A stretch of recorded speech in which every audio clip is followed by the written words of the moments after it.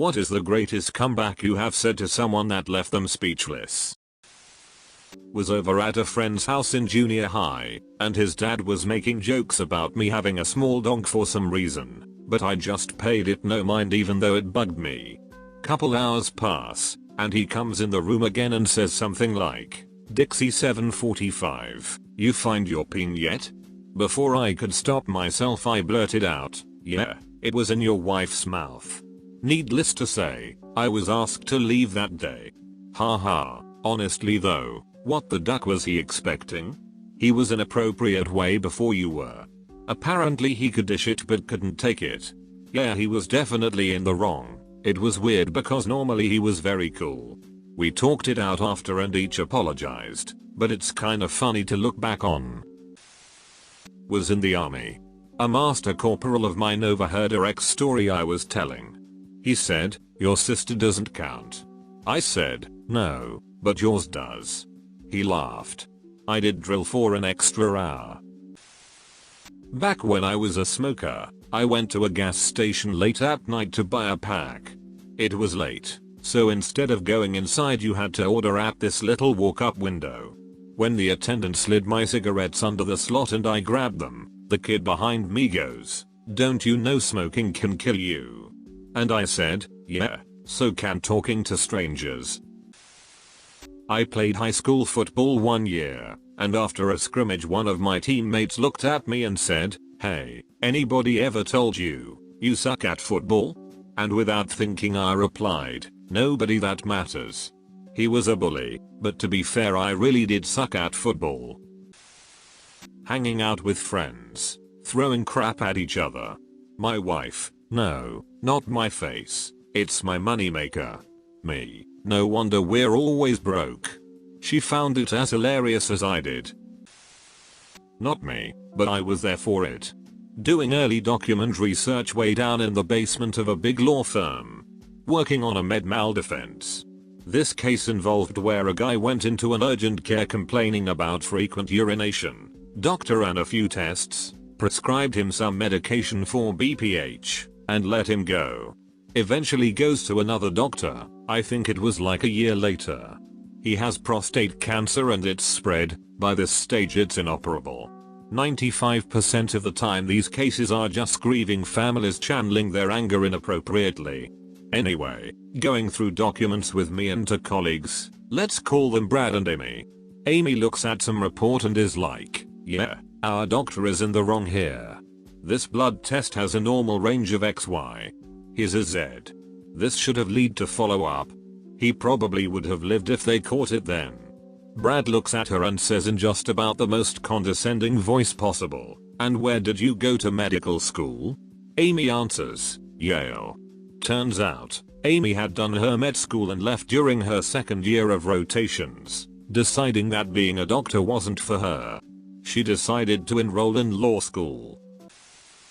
Working retail, and an hour-long barrage of anger from a customer led to me filling out a return form while he leant over me, aggressively telling me how he would end me, end my career, end the business. Before I snapped, stood up, pointed out his address on the invoice and said, "The difference between you and me is I know where you live." He grabbed his form and bolted. Still know that ducker's address near 8 years later. I used to work with this guy who would always bring up the fact that his dad walked out on his family. There could be two people having a conversation on the other side of the room, and he'd hear one of them say the word dad, and he'd interject with something like, "Must be nice to have a dad, I wouldn't know. My dad left us when I was 6, and we haven't seen him since." This guy was also just a generally unlikable person, and kind of antagonistic towards everyone and everything. So he didn't generate much sympathy with these antics. One day I told him to do something, and we had this exchange, "You're not my dad. If I were your dad, I would have walked out on you too." My sister got me good once when I was about 19. My job then was newspaper delivery. I went into a room and saw my dog sound asleep on the couch, and I went, "Tough life, huh? All you do is eat, sleep and shit." My sister responds from the other room, "That's all you do too, except you have a paper route." I couldn't even think of a response. When I worked at Starbucks, there was someone who spilled a bunch of coffee and was trying to clean it herself. My coworker walks up to clean it for real. Coffee spiller, it's okay, I got it. I'm a waitress, I do this all the time. Coworker, you spill coffee all the time? He was trying to make a joke, but she just looked at him with a blank expression and walked away. So, one Thanksgiving we were eating dinner at my boyfriend's parents' house. Boyfriend's deadbeat cousin was there and kept going on and on about how the family dog recognized him the moment she smelled him. She's blind. My boyfriend's sweet old grandpa was sitting beside me and leaned over to whisper, "It's hard to forget what shit smells like." Because I'm ginger, and somebody thought they had an easy target for a cheap laugh on the school bus in front of everyone. Bully, boy, do you have ginger pubes? Me, nah mate, did. But they're all stuck in your mom's teeth. Never got picked on after that one. I bullshitted my way through an HTML course in college. Our final project was making a website for a company. Mine was a coffee company, and it was perfectly functional but trash. It was ugly, all the colors clashed, it kinda did actually hurt your eyes if you looked at it for too long. The text was colored all ducked up, and nearly blended with the background. So you had to really try to read it. It was really bad. But functionally perfect, which was the point. So, as we were presenting, my instructor pointed out every visual flaw. She just dreamed it. She said it was the ugliest site she had ever graded, and I was lucky I wasn't graded on how visually displeasing it was. I made an effort to sound professional as I explained. My site caters to the younger crowd. You are not my target demographic. Thank you for your input though. It was probably as legend as I'll ever be. She was probably like 35 to 40 years old or something. Got a 100% though. I was waiting in line at a bar for drinks, when this massive jock dude tried to cut in front of me. I am 5'7", 145 pounds, and he was at least a half foot taller, and outweighed me by 80 pounds. When I call him out, he went off on me calling me a little bitch and a pussy. In my drunken confident state I said to him, I'm standing up to a guy twice my size, and you're picking a dude half your size. Who's the real pussy in this situation? He just stood there and stared daggers into me. He eventually said that when I leave I better watch my back. Annoying coworker asked me, what do you even do all day? I wasn't having it, not today, so I said, not wasting other people's time. The office went quiet. The president called me and congratulated me on the sweet burn. The hottest blonde fell into my lap and we made out. The boss let me go home early and gave me a raise. Everyone cheered as I walked out, and then I woke up. Duck. Do you realize you always answer a question with a question?